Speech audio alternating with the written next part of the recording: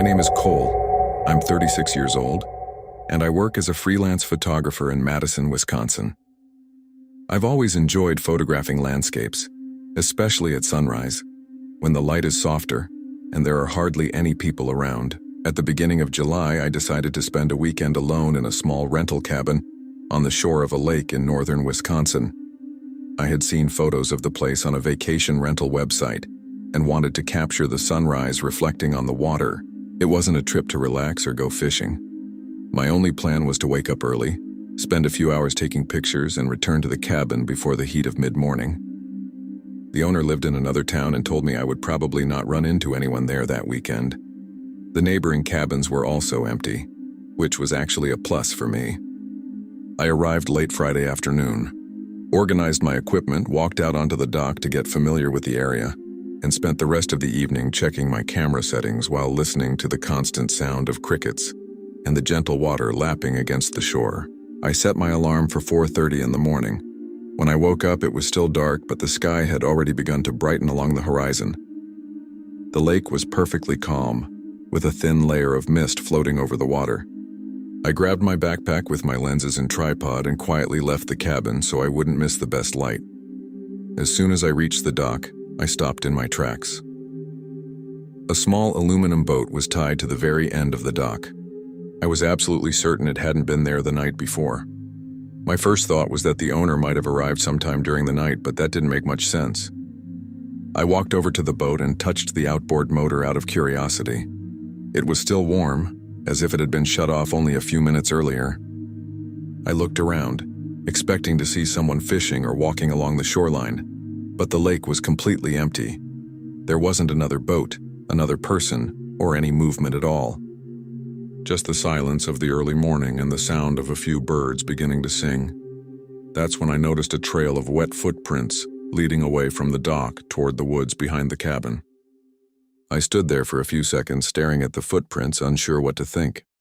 They weren't very deep because the ground near the dock was covered with a mix of sand and damp soil, but the path was easy to follow. They looked like the prints of soaking wet boots. They led away from the boat, crossed the lawn, and disappeared into the trees behind the cabin. My first thought was that some fisherman had tied his boat to the wrong dock during the night and walked into the woods for some reason. Even so, it didn't make sense. If the engine was still warm, that person had to be somewhere nearby. I slung my backpack back over my shoulder and followed the footprints for several yards. The woods behind the cabin were dense. The early morning light barely filtered through the trees, and the ground was covered with damp leaves.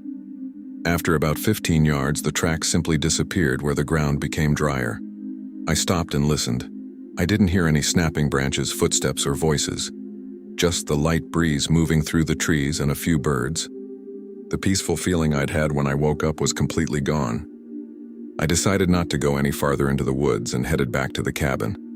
My plan was to call the owner and ask if the boat belonged to him. As I walked back, I noticed that the front door was still closed exactly as I'd left it. I pulled my phone out of my pocket and tried making the call. The signal in that area was very weak, so I had to walk out into a more open spot near the porch. After several attempts, the call finally started connecting. That's when I felt something was off. The cabin door was slightly ajar. I was certain I had locked it when I left to photograph the sunrise. I slowly pushed the door open and called out, thinking maybe the owner had stopped by. No one answered. The first thing I noticed was that my smaller backpack, where I kept my batteries and memory cards, wasn't where I'd left it on the table. It was now sitting beside the couch. Nothing appeared to be missing. It was as if someone had simply gone through my belongings and then quietly left. My heart immediately started racing. The first thing I did was carefully check every room in the cabin. It was a small place with just one bedroom, one bathroom, a combined kitchen and living room, all facing the lake. There was no one inside. Even so, I couldn't shake the feeling that someone had been there only minutes earlier. Besides the backpack being out of place, I noticed one of the kitchen chairs had been pulled slightly away from the table. I clearly remembered pushing it all the way in the night before because I'd nearly tripped over it while organizing my equipment. I tried convincing myself I might have simply forgotten, but the more I looked around, the more little details seemed out of place. One of the kitchen cabinets was slightly open, and the towel I'd left hanging by the sink was now lying on the countertop. None of it proved someone had entered the cabin, but combined with the unknown boat and the footprints, I began to believe I really wasn't alone on that property. I picked up my phone again and tried calling the owner once more. This time I heard it ringing. While waiting for him to answer, I walked over to the back window overlooking a small grassy area between the cabin and the woods. That's when I saw a man standing near the edge of the lake. He had his back to me about 30 yards from the cabin. He was wearing a dark jacket despite it being a summer morning, and he was holding the rope of the boat that was still tied to the dock. What caught my attention most was that he didn't seem interested in the cabin at all. He stood there staring at the water, holding the rope tight in his hands as if he were waiting for something to come back across the lake. I remained frozen, watching him for several seconds. Just as the owner answered the phone, the man slowly let go of the rope, took a few steps toward the trees, and disappeared into the woods without looking at the cabin even once. As soon as he disappeared into the trees, I quickly explained the situation to the owner. I asked if the boat belonged to him, or if he'd given someone permission to use the dock. There was a long pause before he answered that he didn't own an aluminum boat, and that no one should have been on the property. When I told him the engine was still warm and that I believed someone had entered the cabin while I was photographing the sunrise, his voice changed immediately. He told me to lock the cabin, stay inside my vehicle if possible, and call the sheriff's office. He also explained that the nearest neighbor, who lived about 2 miles away, was out of town, meaning I was truly the only person staying on that part of the lake. I ended the call and packed my equipment as quickly as I could. I didn't want to stay there another minute. As I put my cameras into my backpack, I looked out the back window again. The rope was still stretched to the dock, but now the boat was gently rocking, as if someone had just touched it. There was no one standing on the shore. I grabbed everything I could carry in one trip, locked the cabin, and hurried to my pickup truck. Before getting inside, I looked at the lake one more time. The boat was still exactly where it had been. For a moment, I considered untying it so no one could return using it, but I quickly abandoned the idea. Walking back onto that dock felt like a mistake. I got into the truck, locked the doors, and finally managed to reach emergency services. While explaining what had happened, I kept my eyes on the cabin in the woods. A few minutes later, something caught my attention. Between two trees, I saw the same man standing partially hidden behind the trunk of a pine tree. He was staring directly at my truck. The moment he realized I'd seen him, he stepped backward and disappeared into the woods again. I didn't wait any longer. I started the engine and slowly drove down the dirt road until I met the sheriff's deputies, who were already on their way to the property. I met 2 sheriff's deputies on the access road and drove back to the cabin with them. While one deputy stayed outside watching the lake, the other went inside with me to check for signs of forced entry. The door showed no signs of being broken into, and nothing appeared to have been stolen. Even so, they also found the boat tied to the dock suspicious. One of the deputies touched the engine and commented that it really was still far too warm for it to have been sitting there for hours. The 2 of them then followed the footprints into the woods. I stayed near my truck, watching from a distance. About 20 minutes later, they returned and said they had found boot prints for a short distance, but the dry ground and thick vegetation erased the rest of the trail. They ran the boat's registration number and discovered it had been stolen from another lake in the area just a few days earlier. Despite that, they found no one nearby and no hidden campsite in the woods. It was as if whoever had been using the boat knew the area extremely well and had disappeared before the police arrived. I spent the rest of the day giving a statement and then left without staying another night. I never received an explanation for who the man near the shoreline was or why he quietly entered the cabin while I was out photographing the sunrise. Sometimes I wonder if he was simply looking for food or a place to hide. But that doesn't explain why he stood there holding the boat's rope while staring out at the lake as if he were waiting for someone to return. It also doesn't explain why he went through my belongings without taking a single thing. I still photograph landscapes, including in remote places, but I've completely changed some of my habits. I never leave my equipment or personal belongings inside an unlocked cabin while I'm out taking pictures. And whenever I arrive at a lake before sunrise, the very first thing I do is check the dock. If there's a boat that wasn't there when I went to bed, I simply get back in my truck and leave. Story 2. My name is Rachel, I'm 39 years old, and I work as a history teacher at a public school in southern Michigan. Every year, a few days before classes begin, I like to isolate myself somewhere quiet to organize my lesson plans for the semester and finish grading makeup exams. Instead of doing that at home where I always end up being interrupted, I rented a small lakeside house in rural Michigan for a summer weekend. It was exactly what I was looking for: quiet, far from town, and with only a few houses nearby. The owner explained that most of the neighbors only came during holidays, so I would probably spend the weekend almost completely alone. I arrived late Friday afternoon, unloaded my boxes of exams, made myself a cup of coffee, and spent a few hours organizing everything on the living room table, which overlooked the lake through a large window. The surroundings were so peaceful that all I could hear was the wind moving through the trees and the gentle sound of the water lapping against the small wooden dock. After dark, I decided to take a break and stepped out onto the back porch with a mug of coffee. The lake was completely dark except for the reflection of the moon appearing between the clouds. On the opposite shore were a few scattered houses, but almost all of them were dark. Only one caught my attention. It was an old house, partially hidden by trees that looked abandoned. There were no lights on inside and no signs that anyone lived there. As I watched the opposite shoreline, I saw a small light appear on the porch of that abandoned house. It looked like a flashlight. It flashed twice, disappeared for a few seconds, then flashed again. I assumed someone might be arriving by boat or perhaps a neighbor checking on the property. I kept watching out of curiosity. A few seconds later, the light repeated the exact same pattern. Thinking that maybe someone was trying to get someone's attention for some reason, I grabbed the flashlight I kept in the kitchen and flashed it twice toward the opposite shore. The moment I turned on my flashlight, the light at the abandoned house disappeared completely, as if it had never been there. I waited several minutes staring across the lake, expecting the person to turn the flashlight back on. Nothing happened. The house remained completely dark. I kept trying to come up with a simple explanation. Maybe whoever it was had noticed me and turned off the flashlight out of courtesy, so they wouldn't bother me. I went back inside and continued grading papers, but every so often I found myself glancing out the living room window. Almost an hour later, a little after 10 that night, I decided to step back out onto the porch. As soon as I opened the sliding glass door, I saw the same light flashing again on the porch of the abandoned house. Exactly the same pattern as before. 2 quick flashes, a pause, then 2 more flashes. I immediately picked up my flashlight. The instant I flashed it back, the light across the lake disappeared for the second time. That was when it truly started to bother me. It felt as though whoever was using that flashlight wanted to make sure someone was staying in my house, but had no intention of making any actual contact.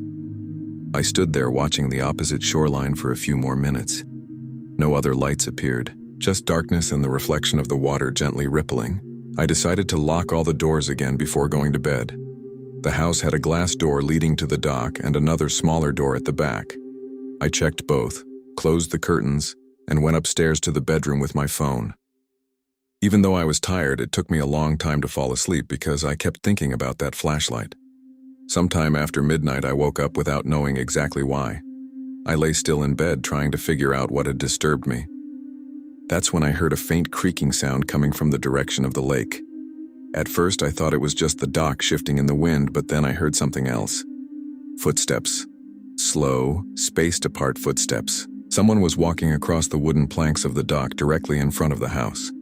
The sound would stop for a few seconds and then begin again, as if the person were walking slowly to avoid making too much noise. My heart immediately started racing. I picked up my phone, but before calling anyone, I quietly looked through the bedroom window, pulling the curtain back just enough to see the dock without turning on any lights. I slowly leaned closer to the window, being careful not to create any reflection on the glass.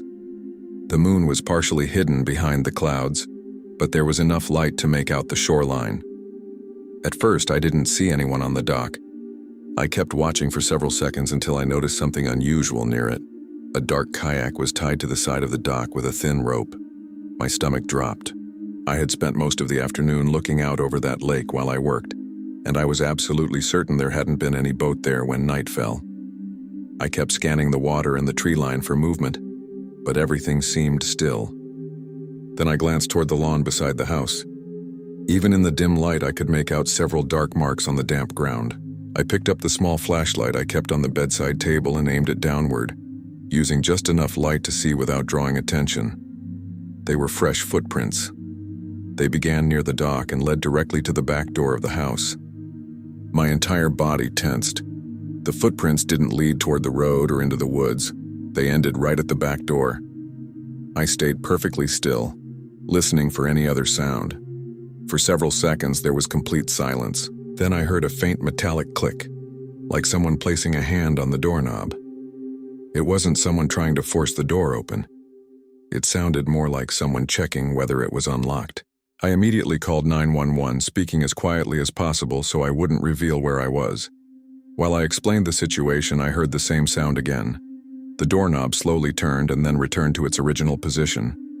The dispatcher told me to stay inside a locked room and not go downstairs under any circumstances. I crouched beside the bed, watching through a narrow gap in the curtain. A few seconds later, I saw a shadow moving away from the back door and slowly walking toward the dock. It remained visible for only a moment before disappearing completely into the darkness surrounding the lake. I stayed silent while waiting for the police to arrive. The dispatcher remained on the line the entire time, asking only whether I could still hear anything. After the shadow disappeared, I didn't hear any more footsteps on the dock or any more attempts to open the door. Even so, I didn't have the courage to leave the bedroom. About 15 minutes later, I saw the flashing lights of a patrol car reflecting through the trees near the entrance to the property. I didn't go downstairs until a police officer knocked on the front door and identified himself. They conducted a thorough search around the house using powerful flashlights. The kayak was still tied to the dock exactly as I had seen it from the window. There was no one inside it. One of the officers found fresh footprints leading from the dock toward the back of the house. The tracks matched a pair of boots and ended at the back door, exactly where I had seen them. They then returned to the dock. The officers also checked the opposite shore of the lake and confirmed that the house where I had seen the flashlight had indeed been abandoned for several months. There was no electricity connected to the property, and no one was found inside. The following morning, one of the officers returned to speak with me before I left the house.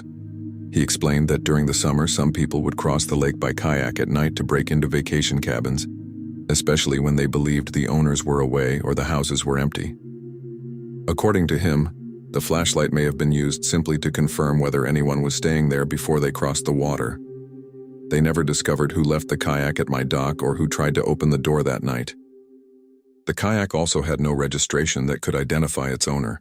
I spent the rest of the weekend at a hotel in the nearest town and never returned to that house. I still rent quiet places to work, but there's one thing I never do anymore.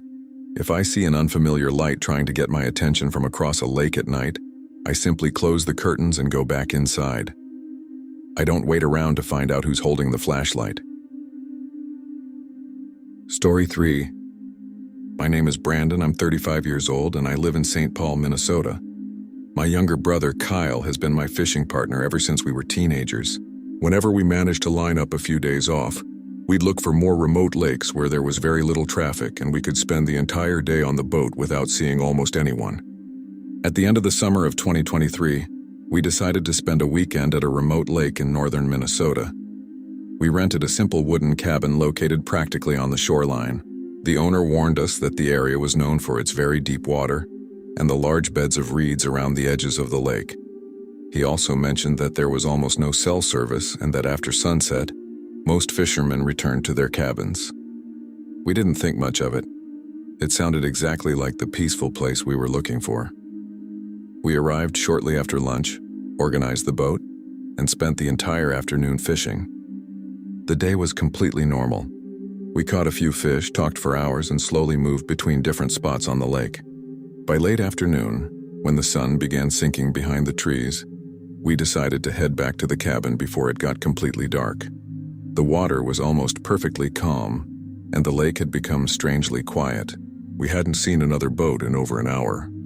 As we approached the small dock at the cabin, Kyle pointed toward a patch of reeds about 30 yards from shore and asked if I was seeing the same thing he was. I shut off the motor and looked where he was pointing. Standing among the tall reeds was a person wearing a wetsuit. The water came up to about chest level, and a diving mask completely covered the person's face.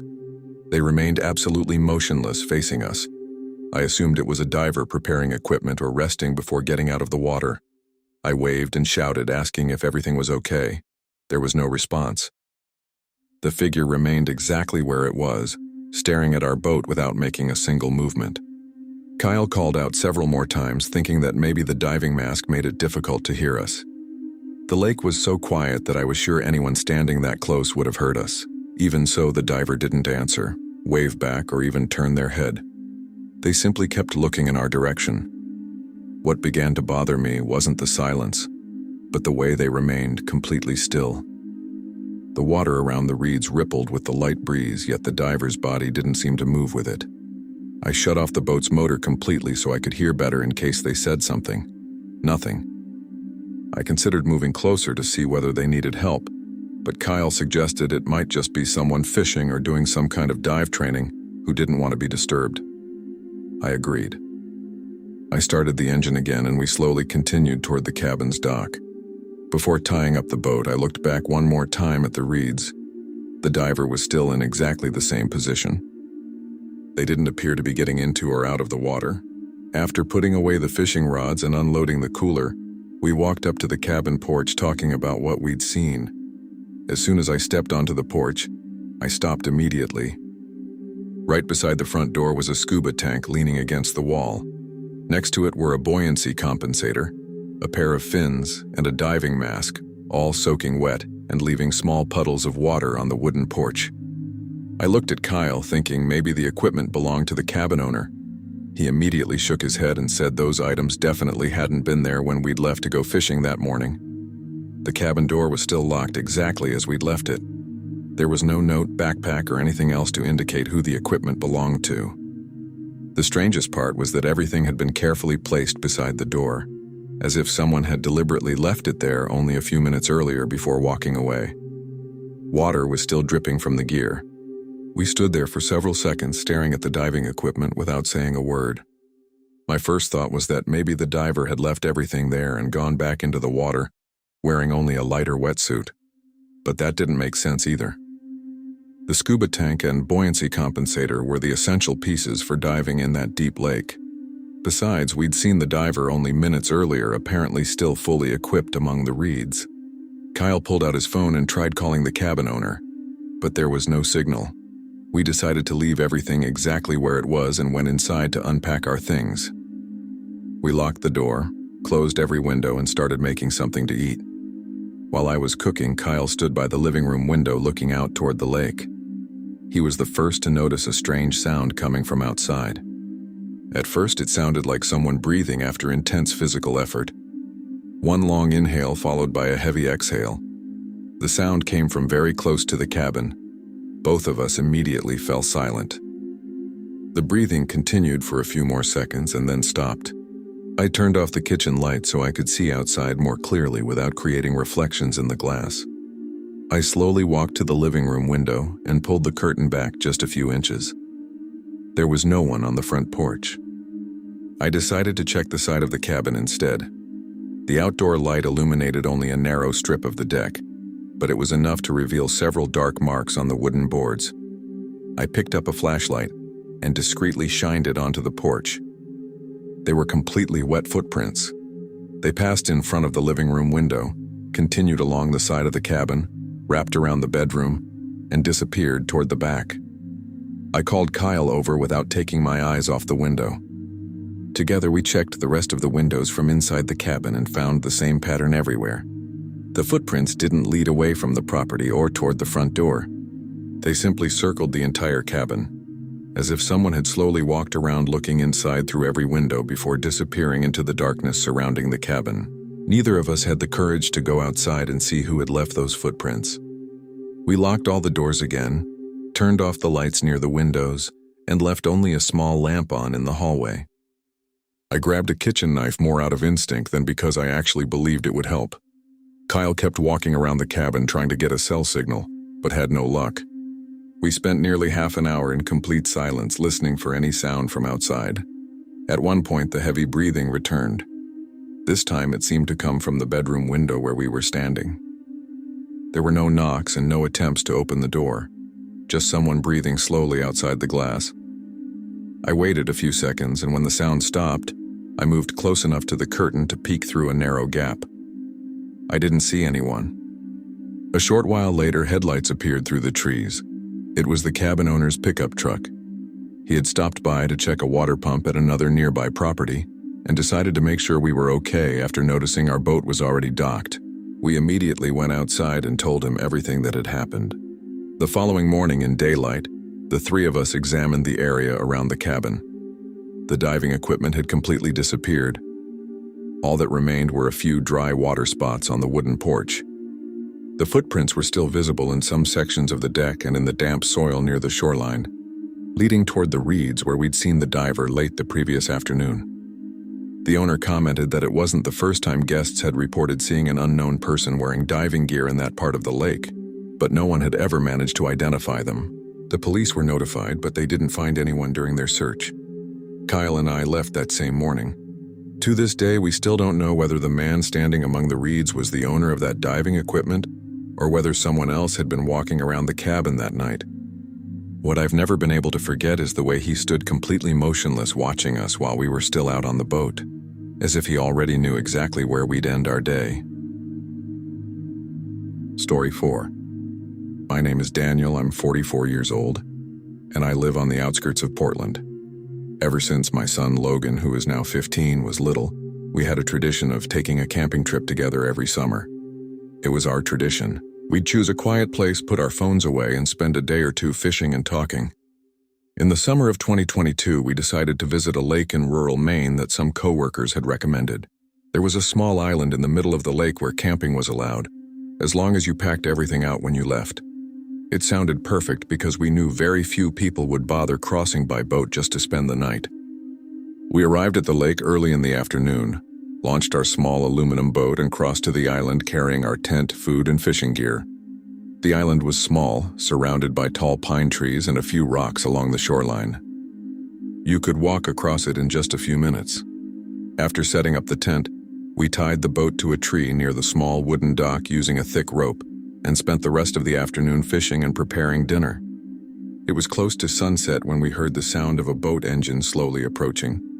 I assumed it was another fisherman heading home before dark, but the boat slowed down and came directly toward us. There was a man alone aboard, appearing to be in his early 50s, wearing a worn baseball cap, a life jacket, and ordinary fishing clothes. As soon as he reached the shoreline, he shut off the engine and asked if he could speak with us for a moment. He said his boat's engine had started acting up and that he didn't trust it enough to cross the lake at night. He asked if he could pitch a small tent on the opposite side of the island and wait until morning before asking for help. The story sounded completely believable.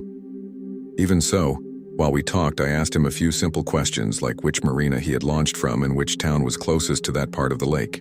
I thought it was strange because he always took several seconds to answer and ended up changing the subject.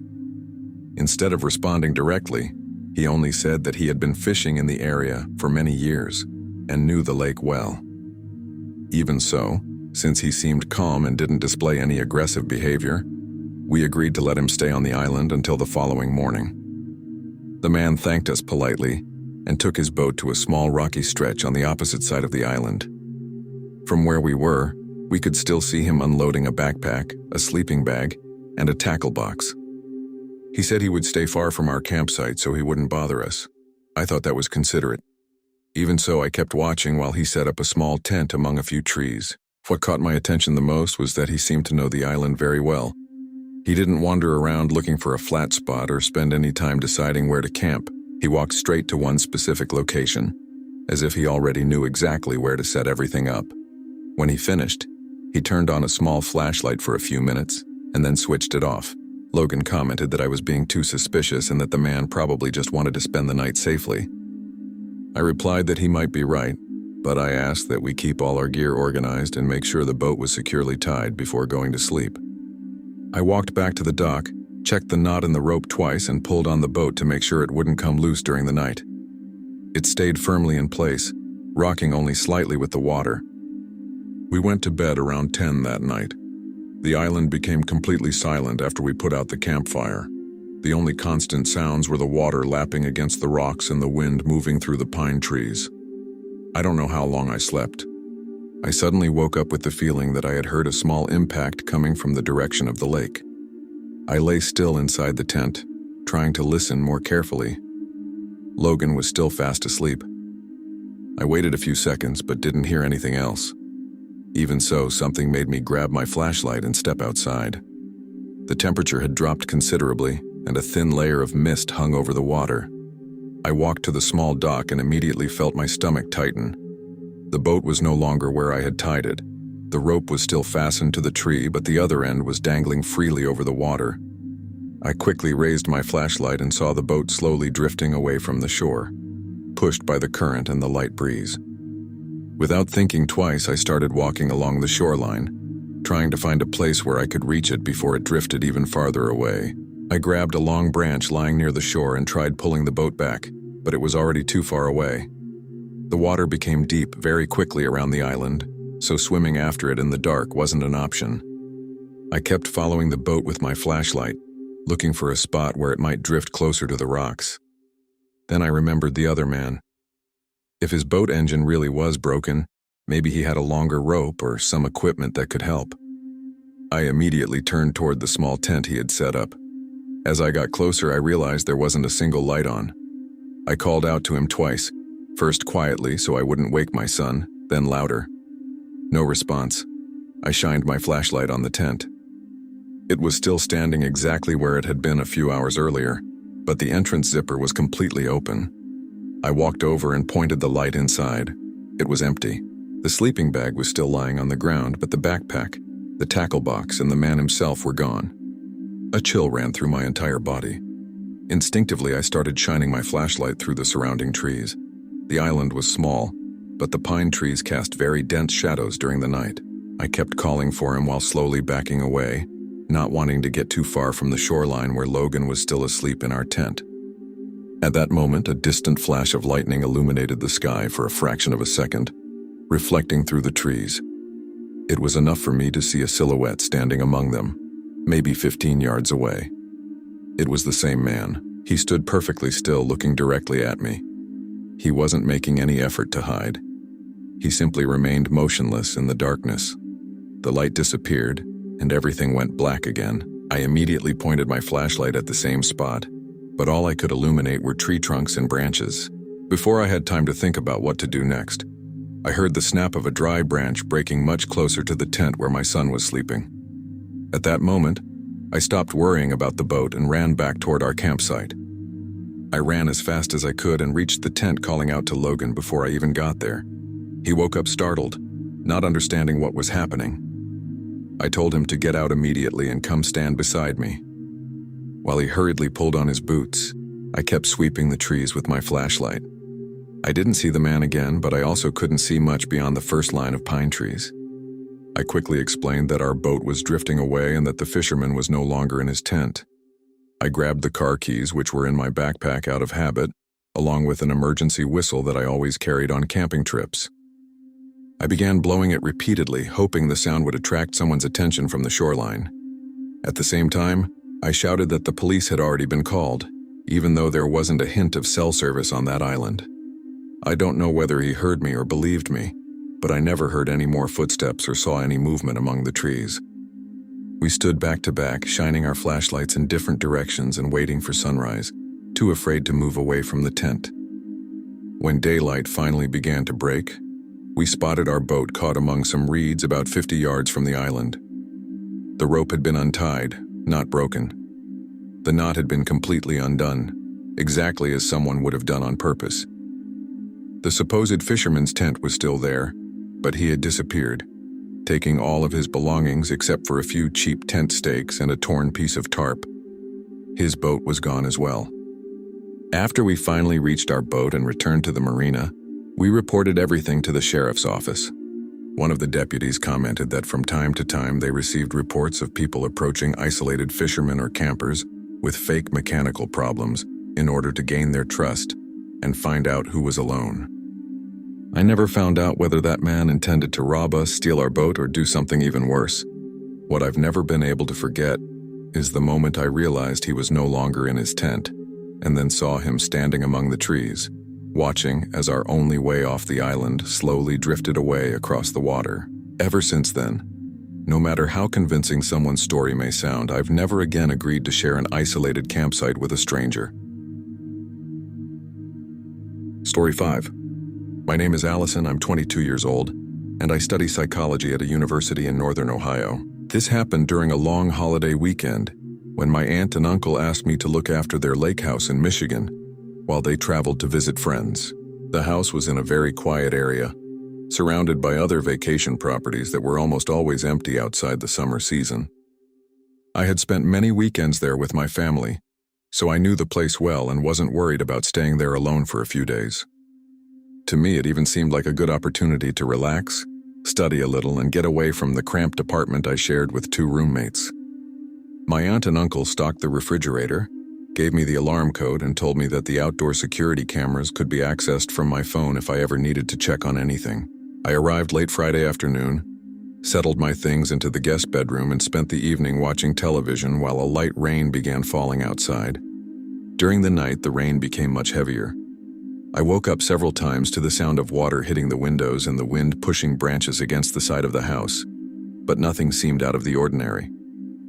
The house had that familiar smell of damp wood and lake water, something that always became stronger after storms. The next morning, I woke up around 8, made some coffee, and walked over to the living room's glass door to look out at the lake. The sky was still gray, but the rain had stopped. That's when I noticed something strange on the dock.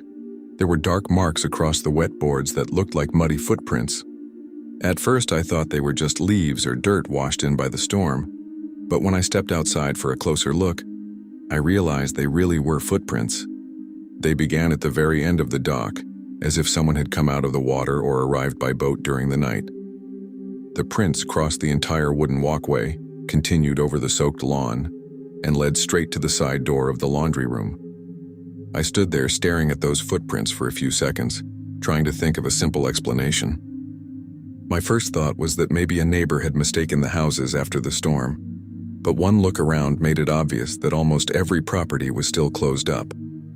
Besides, no one would walk across the dock and all the way through the backyard like that without at least knocking on the front door.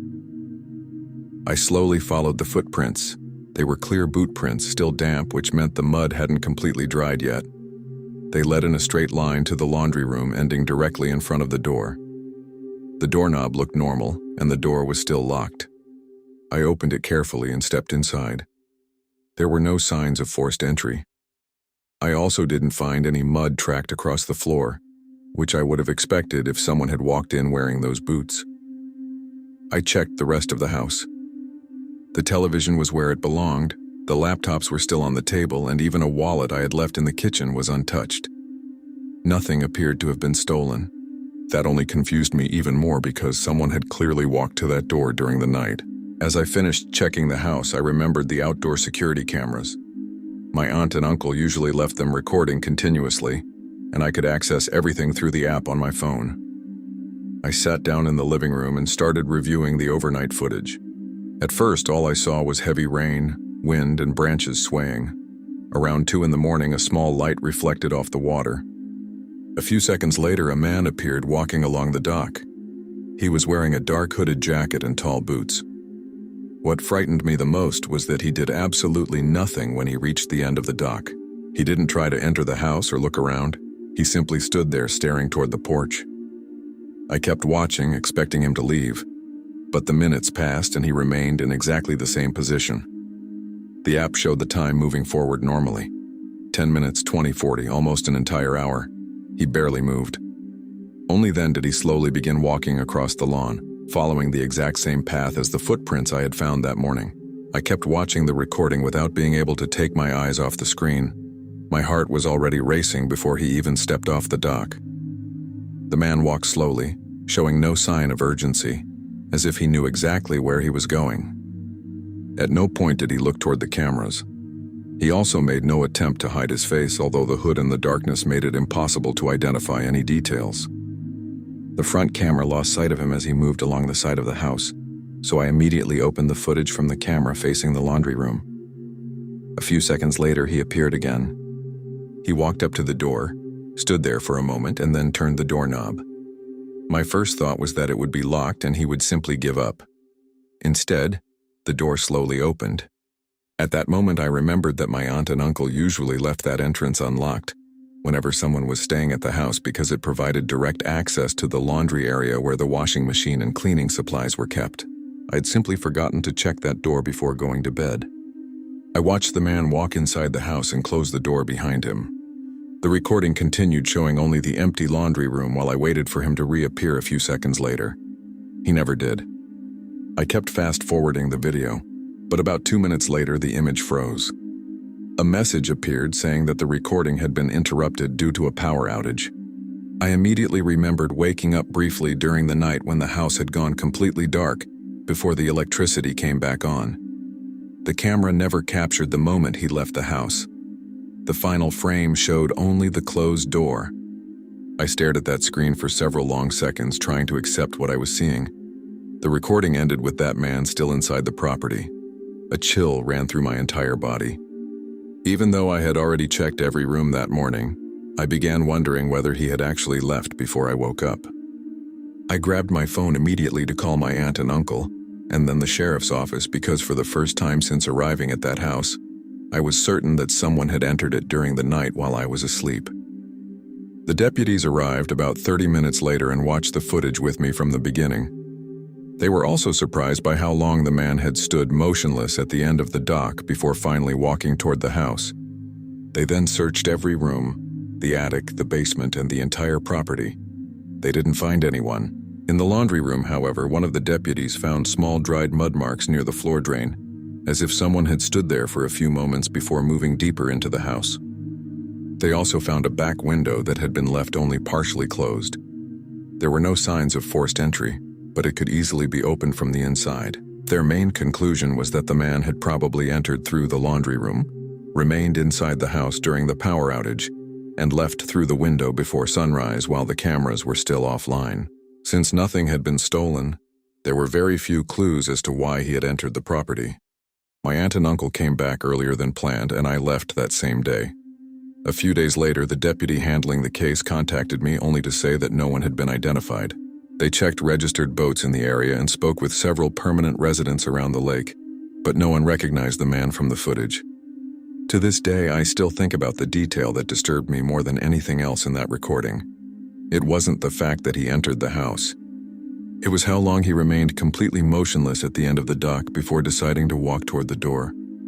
Nearly an entire hour standing there, staring at the property, as if he were waiting until he was absolutely certain that I was alone. Ever since then, whenever I stay at a vacation home, the very first thing I do before going to bed is check every door, every window, and every camera. And if any of them stop recording during the night, I don't wait until morning to find out why. Story 6. My name is Eric, I'm 37 years old, and I work as a real estate agent in rural Vermont. A large part of my job involves visiting vacant properties before they are listed, photographing every room, and documenting the condition of the property for the owners. In early fall of 2023, I was assigned to prepare an old lake house to go on the market. The owner had moved to another state after his parents passed away and wanted to sell the property as quickly as possible. The house was in a very remote area, surrounded by woods, with only a few neighboring properties and almost no activity during the week.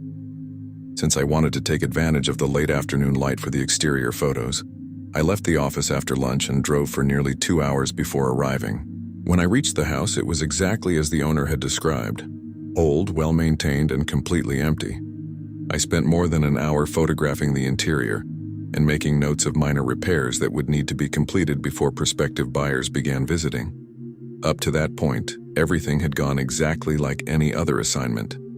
When I finished taking the interior photos, I grabbed my camera, tripod, and walked to the back of the property to photograph the land and the lake view. There was a small wooden deck, an old dock, and a few aluminum boats moored near the shoreline. The sun was already low and the light reflecting off the water was perfect for that kind of photography. While adjusting my camera to take the last few shots, I heard a whistle coming from the opposite shore of the lake. It wasn't loud. It was short and calm, like someone trying to get another person's attention from a distance. I looked up, searching for a fisherman or a resident, but I couldn't see anyone. The opposite shore was covered with trees and the vegetation blocked almost the entire view. I kept taking pictures without thinking much of it. A few minutes later, I walked to the side of the house to change the angle of my photos. As soon as I stopped at another spot on the property, I heard the same whistle again. This time it seemed to come from exactly the direction where I had just moved, as if the person making it had also changed position around the lake. At first I tried to ignore it. Around lakes, it was common to hear people fishing, calling to family members, or even whistling for dogs. I continued working, but I started paying closer attention to where the sound was coming from. I walked out onto the dock to photograph the moored boats. As soon as I stopped, the whistle came again. Short, exactly the same tone as before. I looked toward the opposite shore, and there was no one there. I took a few more pictures and then went to the front of the house to photograph the exterior.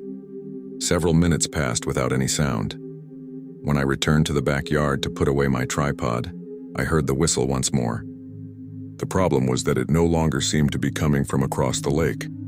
It sounded like it was coming from the shoreline to my right, much closer to the property. I stood completely still for a few seconds, trying to locate the source of the sound. There were no footsteps, no boat engines, and no voices. Just that single whistle, followed by complete silence. For the first time, I thought that maybe someone was walking around the shoreline while I moved around the property. I decided to finish the job immediately. I packed my camera into my backpack, folded the tripod, and walked toward my car, which was parked near the small access road. I set the backpack on the ground and reached into my pocket for my keys. They weren't there. I checked my other pocket, my jacket, and my backpack. Nothing. I searched every compartment, thinking I might have placed them with my camera batteries, but they had simply disappeared. My heart started racing. I clearly remembered locking the car when I arrived, and I was certain the keys had been with me while I was taking photos. At that moment, I heard another whistle. This time it echoed much closer, coming from the direction of the small dock where the boats were tied up. I immediately looked up. Between two boats, a man slowly stepped into view. He was wearing a dark jacket, a baseball cap, and rubber boots. In his right hand, he slowly swung my keychain back and forth. Without saying a single word, he stopped directly on the narrow path connecting the dock to the only trail leading back to the road. For a few seconds, I was completely frozen. My first thought was that he was trying to play some kind of prank, but one look at his expression told me that wasn't the case. He wasn't smiling, he didn't seem nervous, and he made no gesture suggesting he intended to give my keys back. He simply stood there, holding the keychain between his fingers and staring directly at me. I asked how he had managed to take my keys. No response. I took a step to the side, trying to circle across the lawn and reach the road another way, but I immediately realized there was no practical alternative. The property was bordered by an old fence on one side and dense vegetation on the other. The only clear path was the trail where he was standing. I pulled my phone out to call the police, but the screen read, "No service." I tried to stay calm and told him he could keep the keys, that I would simply leave on foot to get help. For the first time, he reacted. He slowly raised the hand holding the keychain, let it dangle for a few seconds, and then gave another short whistle without taking his eyes off me. At that moment, I decided I wasn't going anywhere near him. I slowly backed away without losing sight of him and quickly walked toward the house. I remembered there was an old landline telephone in the kitchen that the owners had used when they still lived there. I went inside, locked the door, and headed straight for the phone. Fortunately, the line was still working. I immediately called emergency services and explained that a stranger had taken my keys and was preventing me from leaving the property. The dispatcher told me to remain inside the house until the police arrived. While I waited, I cautiously looked through a side window facing the lake. The man remained in the same spot for a few moments. Then he walked over to one of the boats, placed my keychain on its wooden bench, and slowly disappeared into the trees along the shoreline. I didn't leave the house until the deputies arrived and confirmed the area was safe. The deputies conducted a thorough search of the property and also walked part of the lake shoreline. They didn't find anyone. They recovered my keychain exactly where I had seen it, resting on the bench of one of the moored boats. One of the deputies asked if I was sure I hadn't accidentally left it there myself. I told him that was impossible. I had used the key to lock my car just minutes before I started taking pictures, and it had remained in my pocket the entire time. Besides, to reach that boat, someone would have had to pass almost right beside me without me noticing. The deputies also examined boot prints in the damp soil near the dock. There were fresh tracks weaving between the boats and leading into the woods, but the dry ground beyond made it impossible to follow them any farther. Before leaving, one of the deputies commented that from time to time people would show up at those vacant properties during the off-season to fish, camp, or simply occupy empty houses without permission. Even so, he admitted he had never heard of anyone approaching visitors in that particular way. I returned to the office that same evening and delivered the photographs to the owner. When I told him what had happened, he remained silent for a few seconds before saying that neighbors in the area had been talking for years about a man who would occasionally appear along the lakeshore, always alone, watching people arrive at vacant houses. I never found out whether it was the same person I encountered that afternoon. The property was sold a few months later, and I never had to go back. I still work as a real estate agent and frequently photograph isolated properties, but I've changed a few habits since that day. I never leave my keys loose in my pocket while I'm working anymore. They're clipped to my belt with a carabiner, where I can feel them the entire time and know they're still with me. It may seem like a small detail, but whenever I hear someone whistling near an empty lake, the very first thing I do is reach down and touch that keychain to make sure it's still exactly where it should be. Thank you very much for your company until the end. Your support is what gives life to this channel. If these stories have caught you, don't forget to leave your like and comment on your opinion. And if you are not yet part of our community, sign up now to receive the next real horror stories.